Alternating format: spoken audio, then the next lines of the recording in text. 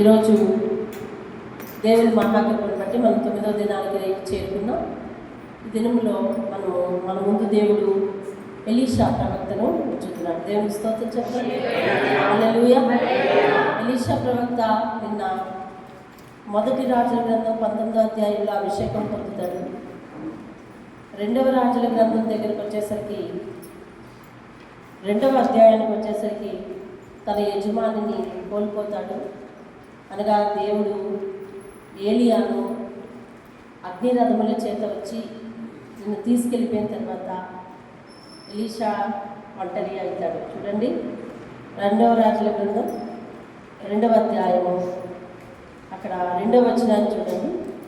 ఏలియా, యెహోవా నన్ను బేతేలునికి పొమ్మని సెలవిస్తున్నాడు కనుక నేను దయచేసి ఇక్కడ ఉండు అని ఎలీషాతో అన్నాడు.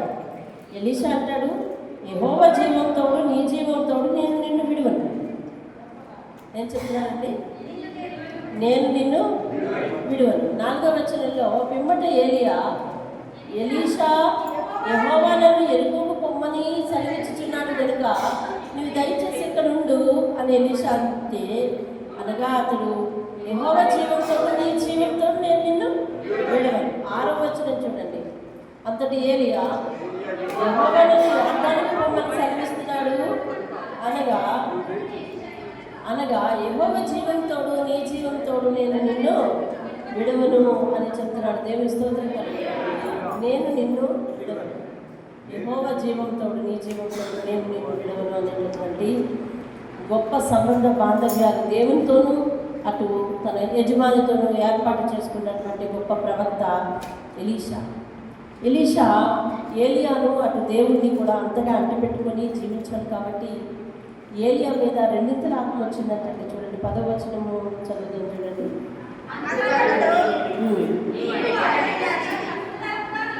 ఏమండి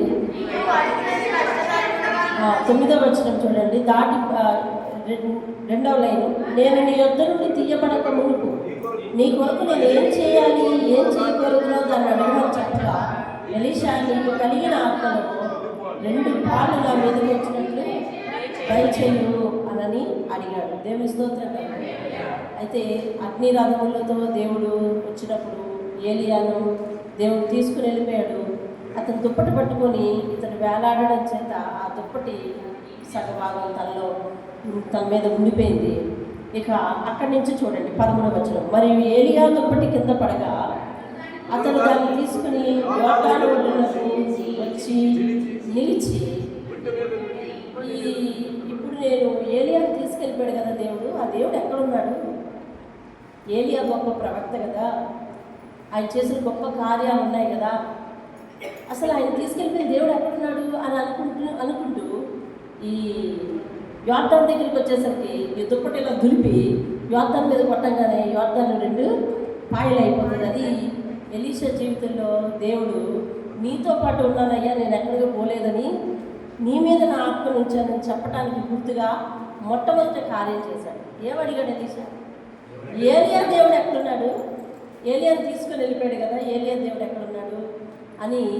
మరి ఏలియా తనను విడిచి వెళ్ళిపోయిన బాధలో తాను ఆ ప్రశ్న వేయంగా వెంటనే దుప్పటిలో దులిపేసరికి ఆ యోర్దాను ఏమైపోయిందంటే 2 పాయలు అయిపోయింది. అది దేవుడు తనతో నేను నీతోనే ఉన్నాను అని చెప్పడానికి చూపించిన మొదటి సూచనగా అక్కడ కనపడుతుంది. దేవుని స్తోత్రం కలగాలి. ఎప్పుడైతే ఈ యోర్దాను మీద దుప్పటి పడంగానే తన చేతిలో నుంచి ఇది 2గా చీలిపోయిందో ఆ చుట్టుప్రక్కల జనాలందరూ కూడా ఏలియా ఆత్మీయతల మీదకి వచ్చేసింది. దేవుడు ఏలియా ఆత్మీయతల మీద పెట్టాడు అని చెప్పి అందరూ కూడా అతన్ని అనుసరించి అన్నారు, ఏలియాను వెతకడానికి మమ్మల్ని వెళ్ళమంటావా అని అంటే ఆయన ఒప్పలేదు. అసలు ఎక్కడ ఉండడు, దేవుడే తీసుకుని వెళ్ళాడు నేరుగా. కాబట్టి ఏలియాను ఎక్కడ వెతకద్దు అని చెప్పిన వాళ్ళు ఊరుకోరు. అయితే వెళ్ళొస్తామని నేను వెతుకుతారు, ఒక 50 మంది వెళ్తారు. వెళ్ళినా కూడా ఏలియా అక్కడ కనిపించడు, కనపడలేదని తిరిగి వస్తాను, నేను మీతో చెప్పాను కదా అని చెప్తాడు.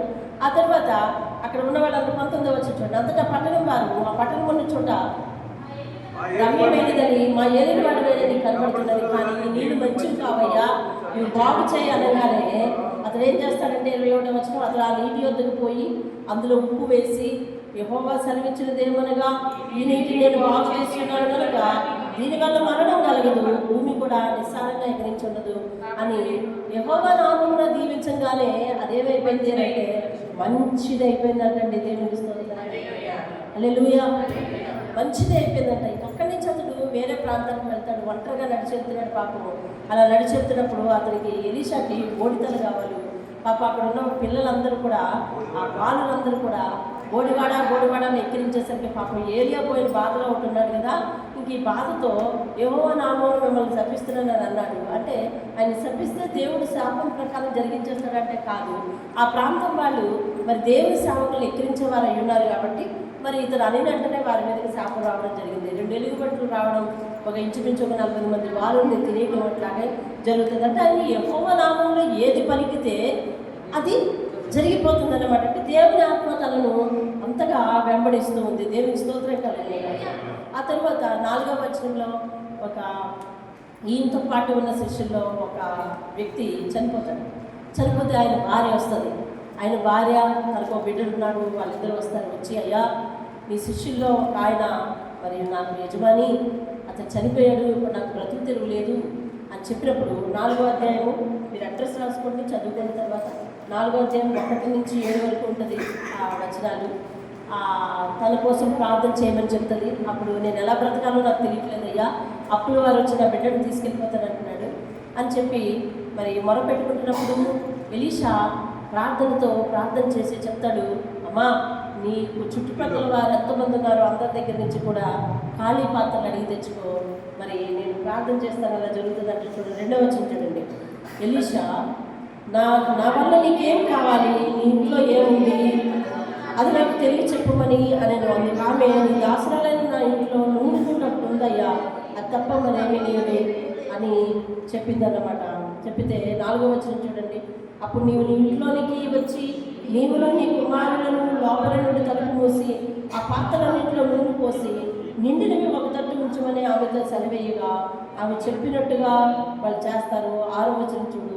పాత్రలన్నీ నిండిన తర్వాత ఇంకా పాత్రలు తెమ్మని ఆమె తన కుమారుడితో చెప్తే ఏం లేవమ్మా ఇంకా అనగానే అప్పుడు నూనె దార ఆగిపోతే అప్పుడు ఆ నూనె అమ్మి ఆమె బ్రతికినట్టుగా చూస్తాం. దేవుని స్తోత్రం కలిగి. అలాగే మనకు అతి పరిచయమైన వాక్యం ఏంటంటే ఈ 4వ అధ్యాయము 8వ వచనంలో షూనేమి పట్టణస్తురాలు, ఆవిడ షూనేమీరాలు ఈ దైవజనుడిని చూసి మరి ఆ ప్రాంతానికి కష్టమాట వచ్చిపోతూ ఉన్నాడని చెప్పి అతన్ని భోజనానికి పిలిచి అతని కొరకు నిత్యావసరాలు తీర్చడం కోసం ఆయనకు ఒక గది కూడా ఏర్పాటు చేస్తే మరి ఆమె చేత లాభం పొందిన ఆయన ఇంకేం కావాలి, ఇంకేం లాభం ఉందో కనుక్కోమని మరి ఆ శిష్యుడికి సెలవేయగా ఆ శిష్యుడు అడుగుతాడు, తనకి ఏం లోపం లేదంటయ్యా, కానీ వాళ్ళ ఇంట్లో బిడ్డడు కనిపించట్లేదు, చంటి పిల్లలు ఎవరు తిరుగుతున్నట్టు కనిపించట్లేదు అని అన్నప్పుడు ఆ ఎలీషా ఆ లోటును కూడా తీరుస్తాడు. దేవుని నామంలో ఇన్ని కార్యాలు చేయగలుగుతున్నాడు. ఏలియా ఉన్నప్పుడు ఏలియా వెనకతలు ఉన్నాడు. ఏలియాను దేవుడు తీసుకెళ్ళిపోయిన తర్వాత దేవుని మీద ఇంకొక ప్రత్యేకమైన గురి కలిగింది. దేవుని మీద భయభక్తులు నిలిపాడు, ప్రార్థన పూర్వకంగా ఉన్నాడు. ఎవరిని దీవించాలని చెప్పినా యెహోవా నామంతోడు యెహోవా జీవంతోడని యెహోవా నామమును బట్టి అని రాయబడి ఉంది అక్కడ. అంటే అర్థం ఏంటంటే దేవుని నామాన్ని అధికంగా స్మరిస్తూ దేవుని యందు అత్యధిక భయభక్తులు నిలుపుతూ దేవుని యందు ప్రార్థన కలిగి ఆయన నోటితో ఏమంటే అవి దేవుడు కలుగు చేస్తూ ఆ రోజుల్లో ఆయన్ని ఒక గొప్ప ప్రవక్తగా నిలబెట్టిన సంగతులు మనం ఇప్పుడు చదువుతున్నాం. దేవునికి స్తోత్రం కలిగి. ఆమె నోటు తీరింది. కొన్నాళ్ళ తర్వాత ఆమెకు ఆ బిడ్డ చనిపోతే మళ్ళీ వెళ్ళి అయ్యా నేను బిడ్డనివ్వని అడగలేదు కదా, నా బిడ్డ చనిపోయాడు అని అంటే మళ్ళీ ఆయన తిరిగి వచ్చి బ్రతికించడం కూడా జరుగుతుంది. ఆయన చేసిన కార్యాలు ఇప్పటి వరకు ఇంచుమించు మనం ఒక 5 కార్యాలు చెప్పుకున్నట్టు ఉన్నాం. తర్వాత 6 కార్యాలు చెప్పుకున్నట్టున్నాం. తర్వాత చూడండి 4వ అధ్యాయము 38వ వచనం చదువుతాం. చూడండి 38వ వచనం. ఎలీషా గిల్గాలులకు తిరిగి రాగా ఆ దేశమందు క్షామం కలిగి ఉంది. క్షామం అంటే కరువు. ప్రవక్తల శిష్యులు అతని సమక్షం నందు కూర్చుని ఉండగా అతడు తన పనివారిని పిలిచి పెద్ద కుండ పొయ్యి మీద పెట్టి ప్రవక్తల శిష్యులకి అందరికీ వంట చేద్దాం, ప్రవక్తల శిష్యులు అందరూ ఆకలితో ఉన్నారు, వంట చేద్దామని చెప్పగానే ఆ శిష్యుడు ఒకడు వెళ్ళి బయటికి వెళ్ళి ఇక ఆకుకూరలు తీసుకురామంటే అన్ని రకాల కూరలు ఆకులు తెప్పుకొని వచ్చేస్తాడు. అందులో ఒక విషపు ఆకు కలిసిపోతే చూడండి, అయితే ఒకడు కూరాకులు ఏరుటకు పొలంలోనికి పోయి వెర్రి ద్రాక్ష చెట్టును చూచి దాని గుణమెరగక దాని తీగలు తింపి ఒడి నిండా పోసుకొని వచ్చి వాటిని తరిగి కూరకుండలో వేశాడు. తినుటకు వారు వడ్డింపగా ప్రవక్తల శిష్యులు రుచి చూచి, దైవజనుడా, కుండలో విషం ఉంది, ఇది విషపాటు కలిసిపోయింది, విషం ఉంది అని చెప్పినప్పుడు ఆయన ఏం చేశాడంటే, మళ్ళా అక్కడ చూడండి 41వ వచనం, అతడు కొంత పిండి తెమ్మలను వారు తేగ కుండలో దాన్ని వేసి జనులు భోజనం చేయడం వడ్డింపగా కుండలో మరి ఏ జబ్బు కూడా కనిపించలేదు. అంటే యెహోవా చేతిలో, యెహోవా ఎలీషా చేతిలో అద్భుతాలను దాచాడండి. దేవుని స్తోత్రం. ఎలాంటి అద్భుతాలు అని అంటే, మరి ఆయన యెహోవా నామమును ఏది తలపెడితే, ఏది పలికితే, ఏది చేస్తే ఆ కార్యాలు జరిగేటట్టుగా చేశాడు. ఆయన అడిగాడు, నీ ఆత్మను 2 కాళ్ళ ఆత్మ నాకు ఇవ్వు అని ఏలియాను అడిగాడు. కానీ దేవుడు ఏలియా ఎలాంటి కార్యాలు చేస్తున్నాడో అంతకు ధీటైన కార్యాలు ఎలీషా చేత కూడా చేయించాడు. దేవుని స్తోత్రం. మనం ఏం గమనించాలి? దేవుని యందు ఆసక్తి ఉంటే దేవుని ఆత్మ మన యందు, దేవుని ఆత్మను పొందుకోవడానికి, దేవుని బలాన్ని పొందుకోవడానికి మనము ఆశపడినప్పుడు దేవుడు మన మీద తన ఆత్మ నుంచి మనం సామాన్యమైన మనుషులమే కావచ్చు కానీ మన చేత అద్భుతాలు చేయిస్తారు. దేవుని స్తోత్రం. మనం నోరెత్తి దేవుని నామం ఎత్తి ఎవరి జీవితాన్ని గురించి అయినా ప్రార్థిస్తే వారి జీవితాల్లో దేవుడు మేలు చేసేటట్టు చేస్తాడు. కారణం ఏంటంటే, దేవుడి బదులు మనం మేలు చేయట్లేదు, దేవుని అద్భుతం మనలో ఉంచి మన చేత దేవుడు మేలు చేస్తాడు. దేవుని స్తోత్రం. కాబట్టి దేవుని శక్తి మనలో ఉంచడానికి దేవుడు ఇష్టపడుతున్నాడు. మనమేమనుకుంటున్నామంటే, అందరిలాగా సామాన్యులు మామూలుగా వస్తాం, మామూలుగా వింటాం, మామూలుగా వెళ్ళిపోతాం, వీలైతే వస్తాం, వీలు లేకపోతే లేము, లేదా మనకు వీలైనంత వరకు భక్తి చేయగలము అనే పరిధిలో మనం ఉండిపోతున్నాం. కానీ దేవుడైతే తనను కంప్లీట్గా, తనను పూర్తిగా వెంబడించే వారికి దేవుని ఆత్మనిచ్చి అభిషేకించడానికి దేవుడు ఏమాత్రం కూడా నా పవర్ నీకు ఇవ్వడం ఏంటని అనుకోడు. దేవుని ఆత్మను మన మీద ఉంచడానికి దేవుడు ఎంతో ఇష్టపడతాడండి. దేవుని స్తోత్రం. మనం సామాన్యులమే కావచ్చు, మన నార్మల్ పీపుల్ కావచ్చు, కానీ దేవుని దృష్టిలో మనం ఒక అద్భుతమైన ఆయుధాలు అండి. దేవుని స్తోత్రం. దేవుడు సామాన్యులను అద్భుతమైన ఆయుధాలుగా మార్చుకోగలడు. ఎలీషా ఎవరు? సామాన్యుడు. ఏలియా ఎవరు? సామాన్యుడు. వీళ్ళందరూ అద్భుతాలు ఎట్లా చేయగలిగారు? దేవుని ఆత్మను కోరుకున్నారు, దేవుని వెంబడించారు, దేవుని భయభక్తులు కలిగి ఉన్నారు, దేవునికి ఎక్కువ ప్రార్థన చేశారు. అందుకని దేవుని ఆత్మ వారి మీదకి ఏమొచ్చిందంటే బలంగా వచ్చిందండి. దేవుని స్తోత్రం. హల్లెలూయా. ఆ తర్వాత వాళ్ళు ఈ కూర చాలామందికి చాలదు అని కింద అడుగుతారు. మీరు అదే అధ్యాయంలో చదువుతారు. వాళ్ళు 100 మంది 43వ వచనం చూడండి. అయితే అతని పనివాడు 100 మందికి వడ్డించుటకు ఇవి ఎంతమని చెప్పగా అతను, వారు తినగా మిగులని యెహోవా సెలవిచ్చి ఉన్నాడు కనుక జనులు భోజనం చేయుటకు వడ్డించండి అని మరలా ఆజ్ఞయించాడు. పనివాడు వారికి వడ్డింపగా యెహోవా సెలవిచ్చినట్లు అది వారు తినిన తర్వాత, ఎవరు సెలవిచ్చాడని చెప్తున్నాడు ఆయన? యెహోవా సెలవిచ్చాడు. యెహోవా ఎప్పుడు సెలవిచ్చాడు? ఆ వాక్యంలో క్లియర్గా అతను ప్రార్థన చేసినట్టు, దేవుడు సెలవిచ్చినట్టు రాయబడలేదు. కానీ ఆయన నోటితో పలుకుతున్నాడు. ఏమనంటే, దేవుడు నాకు సెలవిచ్చాడు అన్నాడు. దేవుని స్తోత్రం. అంటే అర్థం ఏంటి? దేవునితో ఇతను నిత్యము సంభాషణ కలిగి ఉన్నాడు అనమాట. దేవుడు ఇతనితో మాట్లాడుతున్నాడు అన్నమాట. ఆ మాట్లాడితే ప్రజలకు తెలియజేస్తున్నాడు అనమాట. దైవజనుడు ఏదైతే ప్రజలకు తెలియజేస్తున్నాడో దేవుడు అలాగే జరిగిస్తున్నాడు అనమాట. దేవుని స్తోత్రం. హల్లెలూయా. మొన్ననే మన వాక్యంలో కూడా చెప్పుకోవడం జరిగింది.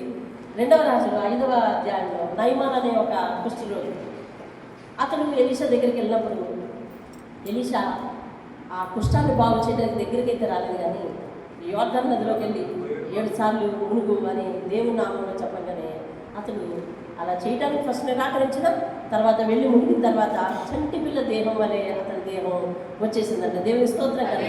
అప్పుడు కిందన చెప్తాడు 16వ వచనంలో చూడండి, 15వ వచనం, 5వ అధ్యాయం 15వ వచనం. అప్పుడు అతడు తన పరివారంతో కూడా దైవజనుడి దగ్గర తిరిగి వచ్చి అతని ముందర నిలిచి, చిత్తుకించుము, ఇశ్రాయేలులో ఉన్న దేవుడు తప్ప లోకమంతటి యందు మరొక దేవుడు లేడని నేను ఎరుగుదును. ఇప్పుడు నీవు నీ దాసుడైన నా యొద్ద బహుమానం తీసుకోవలసింది అని అతనితో చెప్పగా, ఎవరెవరు బహుమానం తీసుకోవాలని అంటున్నాడు అతను? నయమాను, నీవు నీ దాసుడు కూడా ఇద్దరికి సరిపడిన కానుకలు తీసుకొచ్చాను నేను నువ్వు తీసుకోవాలి అని అంటే 16వ వచనంలో అతను అంటాడు ఏమనంటే, ఎలీషా నేను ఎవరి సన్నిధిని నిలబడి ఉన్నానో. ఇది ఎక్కడ విన్నట్టున్నాము ఈ డైలాగు? ఎక్కడ విన్నామండి? ఏలి అస్తమాట ఇదే పదం వాడతాడు. నేను ఎవరి సన్నిధిని నిలబడి ఉన్నానో ఇశ్రాయేలు దేవుడైన ఆ యెహోవా జీవముతో. అంటే ఏలి గాని ఎంతగా అనుసరించాడో చూడండి. ఒక సేవకుడికి అసిస్టెన్సీ చేసిన సేవకుడితో ఎంతగా అనుసరించాడో చూడండి. ఆ సేవకుడిని ఏమంటున్నాడు? నేను ఎవరి సన్నిధిని నిలబడి ఉన్నానో ఇశ్రాయేలు దేవుడైన ఆ యెహోవా జీవముతోడు ఏమీ తీసుకోను అని చెప్పాడు. నయమాని అతన్ని ఎంతో బతిమాలను అతడు ఒప్పుకోలేదు. ఇంకా కామ్ అయిపోయింది. ఆయన వెళ్ళిపోయిన తర్వాత మరి ఎవరెవరికి ఇస్తానన్నాడు కానుక? సాధారణంగా ఎక్కడికి వెళ్ళినా సేవకులకి ఇస్తున్నాడు. ఆ వెనకతలో నా ఇష్టం కూడా ఇస్తానన్నాడు.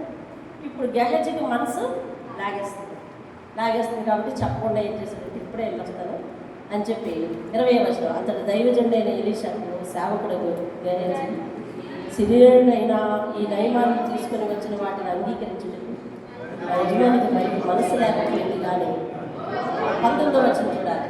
19వ వచనము అది సరే మొత్తానికి ఇతను బయలుదేరి నా యజమానికి మనసు లేదు, తీసుకోవాలని ఆయనకి ఇష్టం లేదు. కానీ ఈ లోపల మా దగ్గరికి కొంతమంది వచ్చారు, వారికి మేము ఇవ్వాలి కాబట్టి నా యజమాని తీసుకురమ్మన్నాడని చెప్పి అబద్ధం చెప్పి మరి అతను తీసుకున్నప్పుడు చాలా ఇచ్చాడండి. అతను చూడండి 22వ వచనం ప్రవక్తల శిష్యుల్లో ఇద్దరు యవ్వనులు ఎఫ్రాయిము మన్యం నుండి మా యొద్దకు ఇప్పుడే వచ్చారు కనుక నువ్వు వారి కొరకు 2 మణుగులు వెండి 2 దుస్తుల బట్టలు దయచేయమని సెలవిచ్చుచున్నాడని. అందుకు నయమానుని అనుకూలమైతే రెట్టింపు వెండి తీసుకెళ్ళు, 2 సంచుల్లో 4 మణుగులు వెండి కట్టి 2 దుస్తుల బట్టలు ఇచ్చి. దుస్తులు బట్టలు ఏంటంటే వారు కొలతప్పుడు అంటే మూటలు అన్నట్టు బట్టలు ఇచ్చి తన పనివారితో ఇద్దరి మీద వాటిని వేయగా వారు గెహజీ ముందర వాటిని మోసుకొని పోయిరి. మెట్ల దగ్గరికి వారు రాగానే వారి యొద్ద నుండి గెహజీ వాటిని తీసుకొని ఇంటిలో దాచి వారికి సెలవీయగా వారు వెళ్ళిపోయారు. అతడు లోపలికి పోయి తన యజమాని ముందర నిలవగా ఎలీషా వాణిని చూచి గెహజీ నువ్వెక్కడి నుండి వచ్చావు అని అన్నాడు. గెహజీ నువ్వెక్కడి నుండి వచ్చావు అని అంటే అతడు అన్నాడు నీ దాసుని నేను హెచ్చరిక వెళ్ళలేదయ్యా అన్నాడు. అనగానే ఎలీషా అంటాడు ఆ మనుషులు తన రథము దిగి నిన్ను ఎదుర్కొన్నట్టుకు తిరిగి వచ్చినప్పుడు నా మనస్సు నీతో కూడా ఉండలేదా అంటే ఎలీషాకి దేవుడు ఎలాంటి దివ్యశక్తి ఇచ్చాడు అని అంటే తాను ఇక్కడే ఉంటాడు కానీ అన్నీ చూడగల శక్తిని ఇచ్చాడండి. దేవుని స్తోత్రం. హల్లెలూయా. అన్నీ చూడగల శక్తిని ఇచ్చాడు. అలాంటి దివ్యమైన శక్తితో దేవుడు అతన్ని దీవిస్తాడు. దేవుని స్తోత్రం కలిగాడు. అలాగే మీరు 6వ అధ్యాయంలో చూస్తారు, ఒక పనివాడి గొడ్డలి చెరువడుగులు పడిపోయింది అని అంటే ఒక కొమ్మ తెప్పి ఆ నీటి మీద వేసి ఆ గొడ్డలు పైకి రాని దేవుడికి ప్రార్థన చేస్తే ఆ గొడ్డలు పైకి వస్తుంది. ఇప్పుడు మీరు ఎన్ని అద్భుతాలు రాసుకున్నారో ఇంచుమించు 10 అద్భుతాలు నేను చెప్పడం జరిగింది. ఇది ఒక 11వ అద్భుతం. తర్వాత చూడండి, ఆ సిరియా రాజు ఇశ్రాయేలుతో యుద్ధం చేయాలనుకుంటున్నాడు. ఎక్కడి నుంచి? 8వ వచనం నుంచి. వినండి, నేను క్లుప్తంగా చెప్పేస్తాను. మీరు చదువుకోవాలి. ఎలీషా యొక్క అద్భుతాలు నోటితో చదివితేనే తెలుస్తాయి. మీరు వెళ్ళి బైబిల్ కింద పడేశారా, పక్కన పడేశారా, ఇక మళ్ళీ మీరు చదవలేరు. ఏమండి, ఆ సిరియా రాజు ఇశ్రాయేలుతో యుద్ధం చేయాలనుకుంటున్నాడు. యుద్ధం చేయాలనుకుని యువతల వాళ్ళకి తెలియకుండా ఫలానా స్థలంలో ఉంటే ఇశ్రాయేలు కొట్టగలరా బాబు అని చెప్పి ఫలానా స్థలంకి వెళ్ళి మాట వేయండి అని చెప్తుంటే ఎలీషాకి ఏ శక్తి ఉందండి? దివ్యశక్తి ఉంది. కాబట్టి ఆయన ఇక్కడే ఉంటాడు కానీ ఎక్కడో చూడగలరు. కాబట్టి ఆ విషయం తెలుస్తుంది ఇతనికి. అందుకని ఇశ్రాయేలు రాజుతో చెప్తున్నాడు మన సైన్యాన్ని అటే పోనివ్వద్దు అని చెప్తుంటే వాడెవరు వెళ్ళకపోయేసరికి యుద్ధం జరగట్లేదు, వీళ్ళు గెలవడం జరగట్లేదు, వీళ్ళు కొట్టడం జరగట్లేదు. సరే, ప్లాన్ ఫెయిల్ అయిపోతుంది. మళ్ళీ ప్లాన్ బి అది ఫెయిల్ అయిపోతుంది, ప్లాన్ సి అది ఫెయిల్ అయిపోతుంది. అప్పుడు ఈ సిరియా రాజుకు ఒక అనుమానం వచ్చింది. మనం ఎన్నిసార్లు వాళ్ళు కొట్టాలని మాట వేసినా వాళ్ళు అసలు మనకు దొరకకుండా ఉన్నారు. దాన్ని బట్టి నాకు ఏమర్థమవుతుందంటే మనలోనే ఎవరో గూఢాచారం ఉన్నాడు, వాళ్ళతో చెప్పేవాడు, వాళ్ళకి చెప్పేసేవాడు. ఇన్ఫర్మేషన్ ఎవరో ఇస్తున్నారు అని ఆ రాజు అన్నప్పుడు వాళ్ళందరూ కూడా వచ్చి రాజుకు నమస్కారం పెట్టి, నాయనా మీ ఇన్ఫర్మేషన్ మేము ఎవరికి ఇవ్వం కానీ వాళ్ళ దేశంలో గొప్ప దైవజనుడు ఉన్నాడు, అతడు చెప్పేస్తున్నాడు వాళ్ళకి ఇవన్నీ. ఆయనకు తెలుస్తాయి, ఆయన ఇవన్నీ చెప్పేస్తాడు. కాబట్టి మనలో ఎవరు కూడా వాళ్ళకి ఇన్ఫర్మేషన్ ఇచ్చేవాళ్ళు లేరంటే ముందు అతన్ని ఎత్తుకురండి అన్నారు. అదే సంగతి, ముందు అతన్ని ఎత్తుకురండి అన్నారు. ఎత్తుకురండి అంటే వీళ్ళందరూ చూడండి గొప్ప సైన్యంగా అక్కడికి వెళ్తారు. చూడండి 14 వచనం. కాబట్టి రాజు అచ్చటికి 6:14 గుర్రములను రథములను గొప్ప సైన్యాన్ని పంపితే రాత్రి వేళ వచ్చి నలుదిశలను పట్టణం చుట్టుకొని రాత్రంతా కాపలాగా చూపించున్నారు. ఏమండి 15 వచనం. దైవజనుడైన అతని పనివాడు పెద్దగానే లేచి బయటకు వచ్చినప్పుడు గుర్రములు రథములు తన సైన్యము పట్టణం చుట్టుకొని కనబడింది. అంతటా అతని పనివాడు, అయ్యో నా ఏలినవాడా, మనం ఇప్పుడు ఏం చేద్దాం? ఆ దైవజనుతో అనగా, అతను భయపడవద్దు, మన పక్షంలో ఉన్నవారు వారికంటే అంటే దేవుడు ఎక్కడున్నాడని భావిస్తున్నాడు ఎలీషా? అక్కడే ఉన్నాడని ఆయన భావిస్తున్నాడు. మనతో కూడా ఉన్నాడు అని భావిస్తాడు. దేవుని అందరూ సేవిస్తారు, దేవుని అందరూ సేవిస్తారు, దేవుని అందరూ ప్రేమిస్తారు, దేవునికి అందరూ ఆరాధన చేస్తారు. కానీ దేవుడు నా పక్కన నా పక్షమున ఉన్నాడని తలచిన వారే దేవునికి నిజమైన అర్పణ అర్పించగలరు, నిజమైన భక్తి చేయగలరు, నిజంగా ఆయన అర్థం చేసుకోగలరు. అర్థమవుతుంది? ఆయన అందరూ ప్రేమిస్తారు, అందరూ ఇష్టపడతారు, అందరూ సేవిస్తారు, దేవునికి అందరూ సేవ చేస్తారు.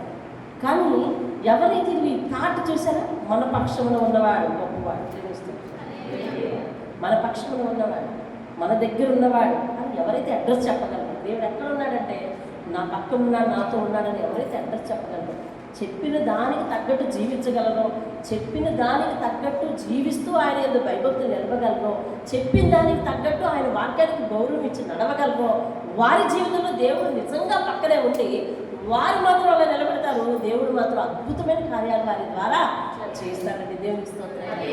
హల్లెలూయా. దేవుని శక్తి ఆయనను తన పక్షంలో ఉన్నాడని నమ్మినందుకు, తన పక్కన ఉన్నాడని నమ్మినందుకు దేవుడు మనిషికి ఇస్తున్నాడని ఆయన శక్తిని. దేవునికి స్తోత్రం. నేను చెప్తున్నాడు, నువ్వు ఎందుకు భయపడుతున్నావు? మన పక్షంలో ఉన్నవాడు వారికంటే గొప్పవాడు అని చెప్తున్నాడు. దేవునికి స్తోత్రం. అలా చెప్పి ఊరుకున్నాడు. చూడండి, యెహోవా ప్రార్థన చేస్తాడు. యెహోవా వీడు చూచినట్లు ఇప్పటి వరకు ఎలీషా ప్రత్యేకంగా ఇన్ని ముక్కలు ప్రార్థన చేసినట్టు ఎక్కడ కనిపించలేదు కదా. ఇలాగ నా దేవా అని ప్రార్థించినట్లుగా కనిపించింది. యెహోవా నామమున అన్నారు అంతే. అంటే అర్థం ఏమిటి? ఎందుకు ఇంత ఇంత క్లియర్గా ఇక్కడ రాయబడింది? ఇక్కడ ఎందుకు ప్రార్థన చేశాడంటే ఆయన నిరంతరం ప్రార్థన చేస్తూనే ఉంటాడు. పలానా చోట ప్రార్థన చేయలేదని చెప్పి ఆయన ప్రార్థన చేయని వాడు కాదు. ఆయన విశ్వాసం ఒకటే, దేవుడు ఎప్పుడు కూడా దేవుని స్తోత్రం. ఎప్పుడు నమ్మాడు తెలుసా? మొట్టమొదటి యోర్దాను చీలిపోయినప్పుడు నమ్మాడు అంతే. ఎప్పటి వరకు దేవుడు నాతో నమ్మాడు. ప్రశ్న అడిగాడు మొదట, మీరు అక్కడ చదివారో లేదో, ఏలియాను తీసుకెళ్ళిపోయిన దేవుడు ఎక్కడున్నాడు? ఏలియాను తీసుకెళ్ళిపోయిన దేవుడు ఎక్కడున్నాడు అని అడిగాడు. అప్పుడు ఏలియాను తీసుకెళ్ళిపోయిన దేవుడు ఎక్కడున్నాడో దేవుడు చూపించాడు. ఎక్కడున్నాడు? దుప్పట్లోనా? కాదు, నీతో పాటే ఉన్నానయ్యా అని చెప్పాడు. ఇంకంతే, అదే నమ్మకం. ఆ నమ్మకంతోనే వెళ్ళిపోతున్నాడు, ఆ నమ్మకంతోనే దీవించేస్తున్నాడు, ఆ నమ్మకంతోనే ఎవరి మీద కోపం వస్తే అనేస్తున్నాడు, ఆ నమ్మకంతోనే బాగు చేస్తున్నాడు, ఆ నమ్మకంతోనే స్వస్థపరుస్తున్నాడు, ఆ నమ్మకంతోనే ఆశీర్వదించేస్తున్నాడు. దేవుని స్తోత్రం కలుగును కాక. ఈయనకి ప్రాణహాని వచ్చింది. ఆ నమ్మకంతోనే నిలబడి, యెహోవా నువ్వు నాకు ఎంత చేరువుగా ఉన్నావో వీడికి తెలియజేయి అని చెప్పి అంటున్నాడు. వీడికి తెలియజేయి అని చెప్పి మీ కన్నులు తెరవమని ఎలీషా ప్రార్థన చేయగా, యెహోవా పనివాళ్ళ కన్నులను తెరవజేసిన కనుక వాడు ఎలీషా చుట్టూను పర్వతములు అగ్ని గుర్రముల చేతను రథముల చేతను నిండి ఉండని చూచెను.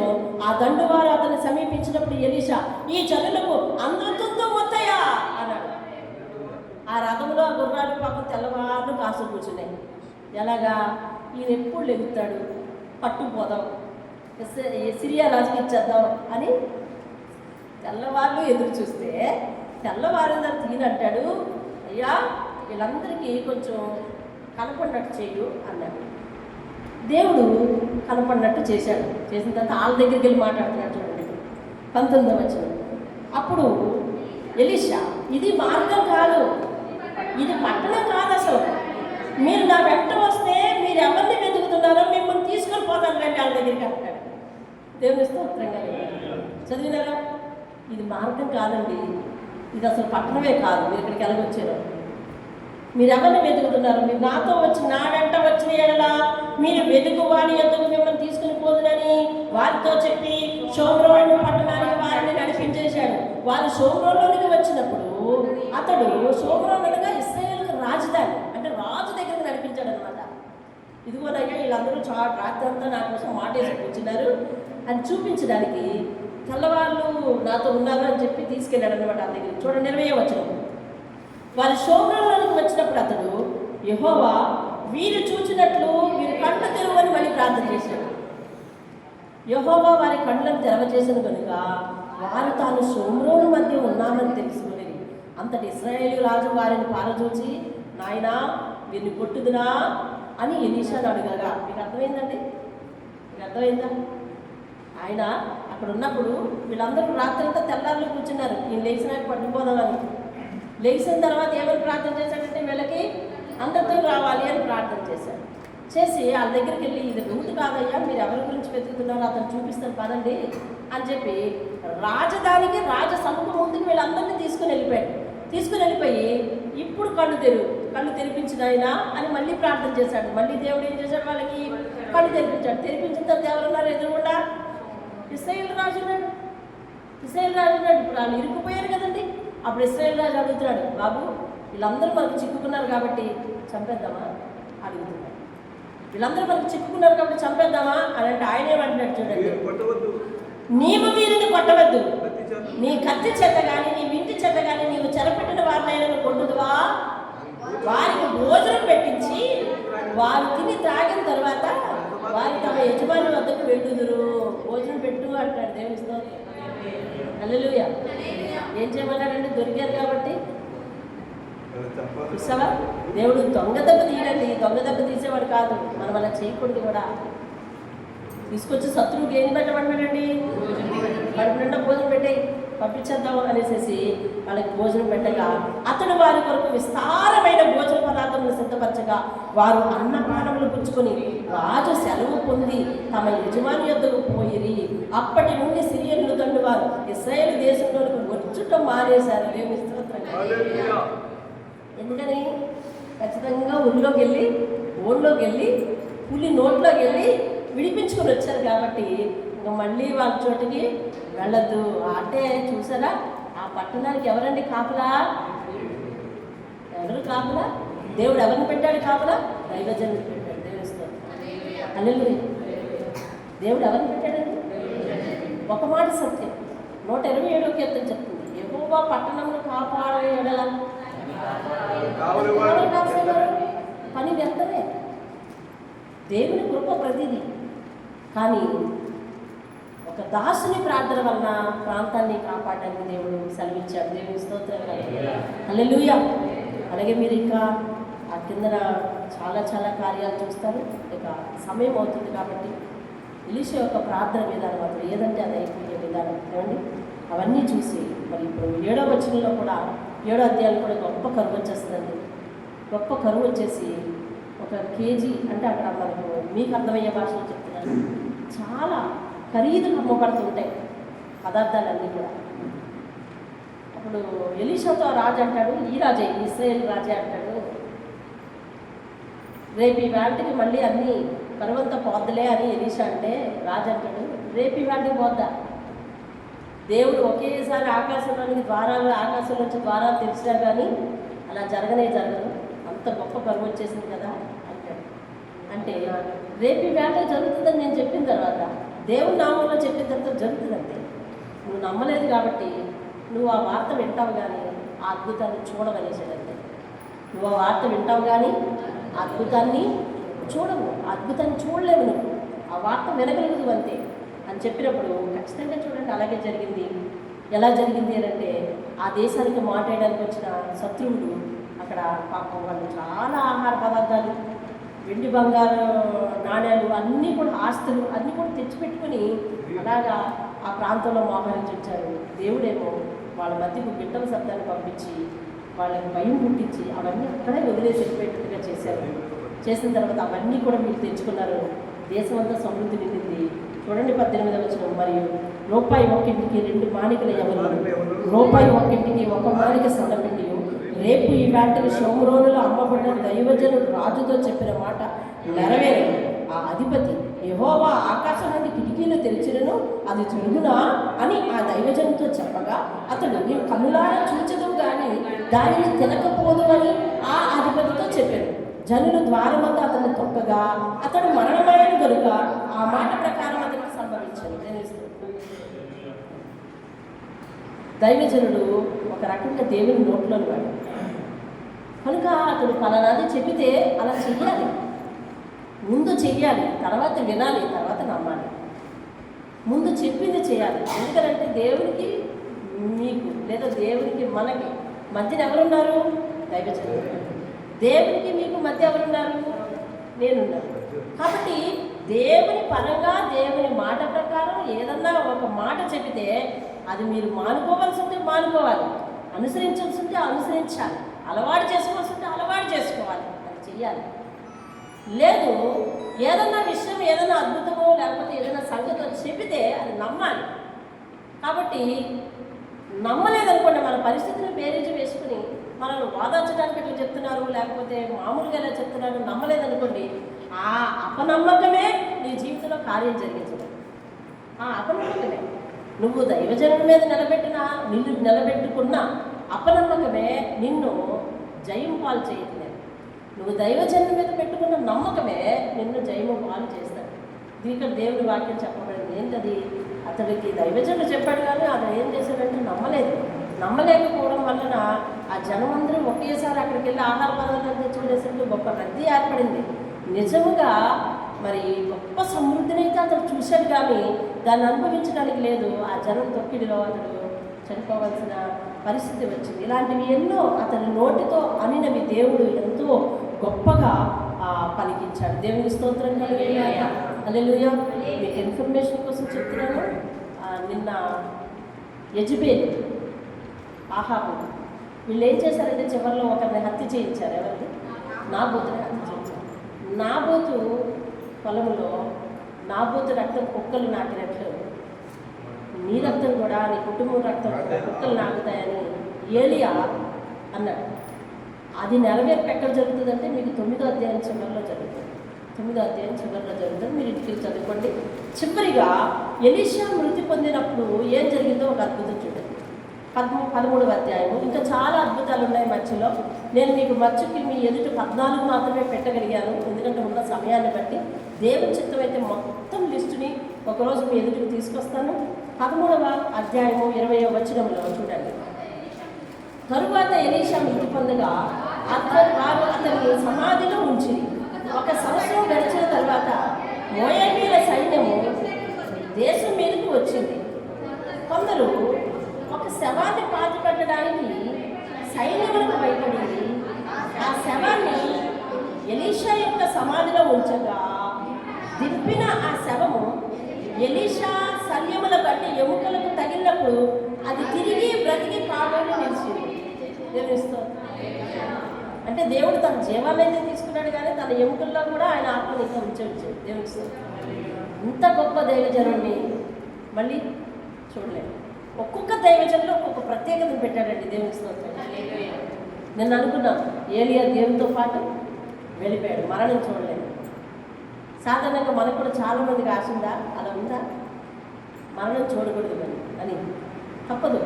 కానీ ఆశ అయితే ఇక్కడ జరిగింది. ఆశ అయితే ఉండొచ్చు, పెట్టుకోవచ్చు, పర్వాలేదు. ఆశగా మనం ఎవరి గురించి అడగట్లేదు కదా. మన కోసం ఉంటుంది మరణం చూడకుండా దేవుని వెళ్ళిపోవాలి అని అడిగితే మన టైంలోనే దేవుడు రాకుండా వచ్చింది అనుకో, అది మనకు జరుగుతుంది కదా.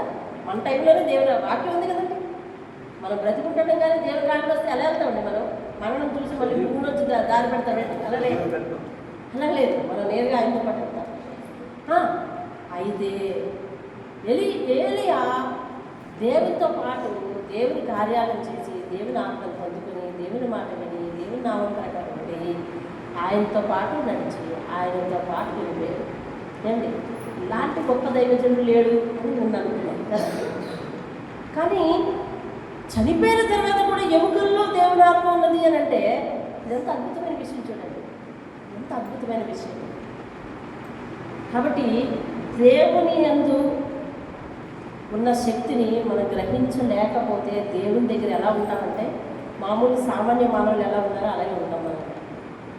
దేవుని శక్తిని గ్రహిస్తే అది మనకు వంట పడతాం, అది మనకు గొప్ప శక్తిని ఇస్తాడు. దేవుడు మన పక్కనే నిలబడతాడు. నేను ఇలా ఉంటాను, నీ ద్వారా నా కార్యాలు జరిగిస్తాడంటే అంటాడో లేదు చూడండి ఒకసారి. ఆ వాక్యం చూపించి నేను చూపిస్తాను. యెషయా గ్రంథం 49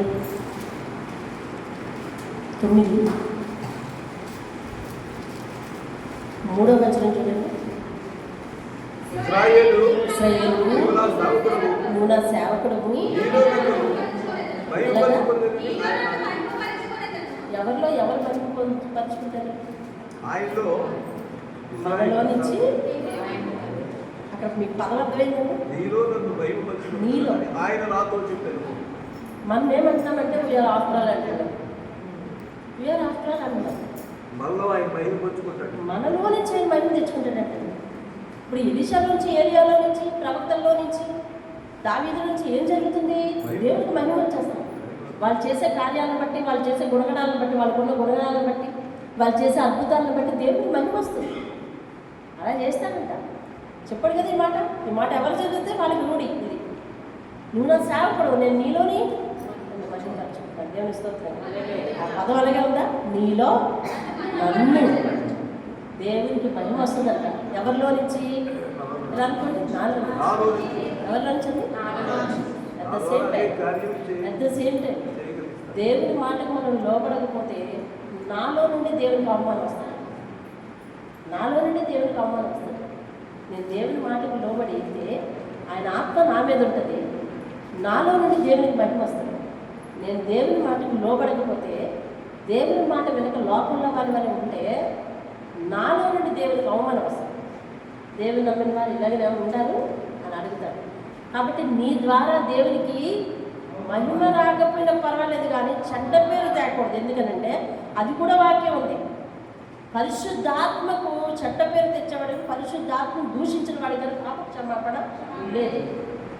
పరిశుద్ధాత్మకు చెడ్డ పేరు తెచ్చేవారికి, పరిశుద్ధాత్మకు అభ్యంతరం కలిగజేసేవారికి, పరిశుద్ధాత్మను దూషించే వారికి పాప క్షమాపణ లేదు. మనం ఇక్కడికి వచ్చి పరిశుద్ధాత్మను దూషించే కంటే అక్కడ ఉంటే బెటర్. ఇక్కడికి వచ్చాము అంటే ఆయన నమ్మాలి. ఎలా నమ్మాలి తెలుసా? నా పక్షంలో ఉన్నవాడు, నా దగ్గర ఉన్నవాడు, నాతో ఉన్నవాడు దేవుడిని నమ్మాలి. దేవుని స్తోత్రం. అలాగే మనం కన్నులు తెరవమని ప్రార్థిద్దాం. దేవుని స్తోత్రం. ప్రార్థిద్దాం. ఈరోజు ప్రార్థన అంశం సమయం అయితే అయిపోయింది. ఒక 10 minutes ప్రార్థన చేసుకుని దేవుడు ముత్యంలాంటి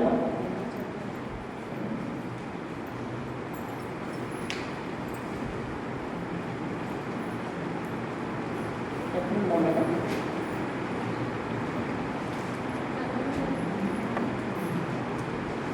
ఇక్కడికి రండి. 6వ అధ్యాయం 27వ వచనం. యెహోవా నీకు సహాయము చేయనిది నేనెక్కడి నుండి నీకు సహాయము చేయను. దేవుని స్తోత్రం. ఆ సందర్భం అయితే నేను నీకు వివరించలేదు. దాని అర్థం తెలుసుకోండి. దేవుడు సహాయం చేయకపోతే మనకు సహాయం ఎక్కడి నుండి కూడా రాదు. అంతే. దేవుడు మనకు సహాయం చేయకపోతే మనకు సహాయం ఎక్కడి నుండి రాదు. 6:27. దేవుని స్తోత్రం. హల్లెలూయా. కాబట్టి దేవుడు మనందరి పక్షంలో ఉన్నవాడు. అది గ్రహించే శక్తి మనందరికీ ఇవ్వమని ప్రార్థన చేద్దాం. దేవుడు ఈ కొద్ది మాటలను దీవించి ఆశీర్వదించుగాక. ఆమేన్. ఆమేన్.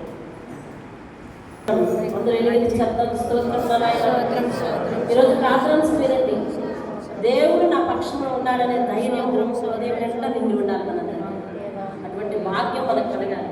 ఆయన ఎల్లప్పుడూ మన పక్షంలో ఉన్నాడు అనే జ్ఞానంతో మనం కలగాలి. అప్పుడు దేవుని శక్తి మన మీదకి వచ్చేలాగా దేవుడు దీవించమని ప్రార్థించాలి.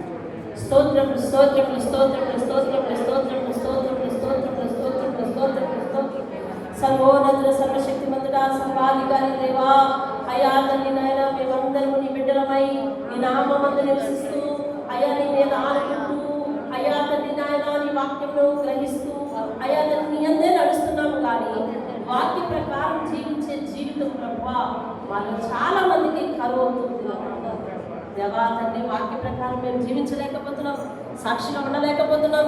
కొన్నిసార్లు భయం వస్తున్నప్పుడు భయపడుతున్నాం, దిగులు వస్తున్నప్పుడు తూలిపోతున్నాం నాయన. అయ్యా తండ్రి నాయన, మా పరిస్థితులను బట్టి అనేక అనుమానాలకు గురవుతున్నాం.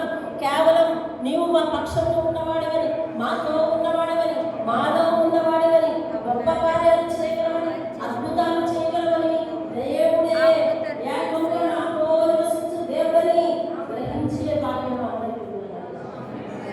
అయ్యా. అందరి గ్రహణ ప్రతి ఒక్కరికి దయచేస్తాడు. పాపం అంటే భయం, ప్రార్థన అంటే ఆసక్తి, దేవుని వాక్యం అంటే ప్రేమ, దేవుని అర్థమైంది అంకిత భావం.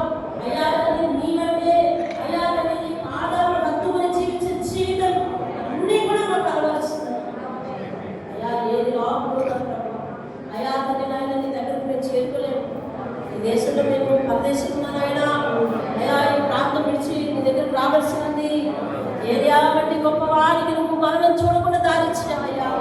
అయ్యా మా మరణము, మా పరిస్థితులు, మా అంతము ఎలాగుందో మాకు తెలియదు అయ్యా తండ్రి. బ్రతికున్నంత వరకు నిన్ను అనుసరించే భాగ్యం మాకు అయ్యా తండ్రి నాయన. ఏ రీతికంటే నువ్వు నా పక్షములో ఉన్నావు, నాతో ఉన్నావు నాయన. ఇదిగో భయపడకము అని నీతో చెప్పుచు నీ కుడి చేతిని పట్టుకుని నేను నడిపిస్తున్నాను అన్న యెషయా గ్రంథంలో మాట చెప్పున 41వ అధ్యాయం 11వ వచనంలో మాట చెప్పున, ప్రభువా తండ్రి మా కుడి చేతిని పట్టుకుని నడిపించే నాయకుడు దేవుడు, నా దేవుడు ఉన్నాడు ఆయన. అట్టి శ్రద్ధ, అట్టి ఆలోచన, అట్టి జ్ఞానం మా అందరి యందు నింపి నడిపించి మీ నామానికి మహిమ తెచ్చుకుంటు తండ్రి. ఈ సందర్భంలో ప్రభా తండ్రి నాయన, అనారోగ్యం చేత ప్రభా తండ్రి హాస్పిటల్కి వెళ్ళిన వారు అయా తండ్రి నాయన, అయా ఈ దాసులు ప్రభా తండ్రి నాయన కుటుంబం నుంచి అయా తండ్రి మరి అలాగే హాస్పిటల్కి వెళ్ళి దేవా తండ్రి ఇంకా నాయన అనేక మంది అనారోగ్యంగా అయా తండ్రి నాయన ఎవరు అయినా తండ్రి చిట్టిబాబు గారు మామయ్య గారు ఐసీలో ఉన్నారు. మరి రోజంటా ఆయన బ్లడ్ పడుతుందండి బాబు, దయచేసి ప్రార్థనలో నీకు అప్పగించుకుంటున్నాం. వారి పక్షాల్లో ఉండండి, వారి కలుపులు ఉండండి ప్రభువా, సహాయం చేయమని ప్రార్థిస్తున్నాం. అలాగే ఎన్నో ప్రమాదాలను మమ్మల్ని ఇటీవల దాటించావు దేవా. అయ్యా నాన్నగారి విషయంలో కార్యం చేసుకున్నదా నేను అయ్యా తండ్రి నాయన, అన్ని విషయాల్లో రఘు తల్లి గారు కూడా ఇవాళ ఆపరేషన్కి వెళ్ళారు. అయ్యా జ్ఞాపకం చేసుకోండి బాబు. అయ్యా తండ్రి ప్రతి ఒక్కరూ నాయన మళ్ళీ ఆ వేదిక దగ్గరికి వచ్చి నా పక్షంలో ఉన్న దేవుడు నా కొరకు గొప్ప కార్యములు చేస్తున్నాడని నేను సాక్షి ఇచ్చడానికి సహాయం చేయాలి. యేసయ్య అతి శ్రేష్టమైన నామములో ప్రతిమాలు అడిగి వేడుకుంటా ఉన్నాము తండ్రి. ఆమేన్, ఆమేన్, ఆమేన్. యేసు రక్తమే జై, సిలువ రక్తమే జై.